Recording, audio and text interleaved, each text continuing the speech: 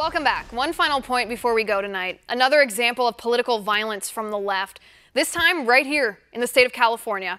Disgruntled Democrats in the great state of California are levying threats against liberal lawmakers after lawmakers decided to ditch their effort to bring single-payer health care to this state. It was a dumb idea to begin with. It was doomed to fail. It was going to cost upwards of $400 billion a year. There was no way to pay for it. Even Democratic lawmakers finally saw the light and ditched the plan.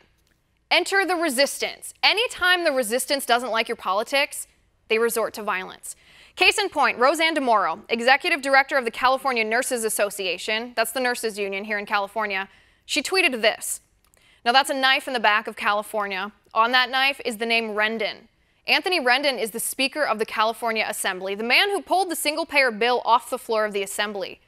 Another tweet aimed at Rendon, who's a Democrat, by the way, read, and I quote here, "I pray someone checks his schedule for baseball practice."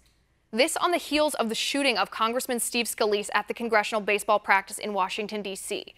Remember, Scalise was targeted because he was Republican. The shooter was an avowed Bernie supporter, a member of this same so-called resistance that's threatening Rendon. In the eyes of progressive agitators, violence is justified if it's a means to achieve their political goals. Violence is justified if the other person is wrong. This kind of poisonous thinking is creeping into mainstream progressive activism. This is the resistance. If they don't like you, if you don't agree with their politics, they will threaten to hurt you. How is this okay in America? Now, Democrats in California are decrying these bullying tactics after the threats against Rendon, and they're right to condemn calls to violence and violent rhetoric, but the Democratic lawmakers in Washington, D.C. are doing the same thing aimed at Republicans. Elizabeth Warren said the Republican health care plan is blood money. Republicans are paying for tax cuts with people's lives, she said. Republicans want people to die.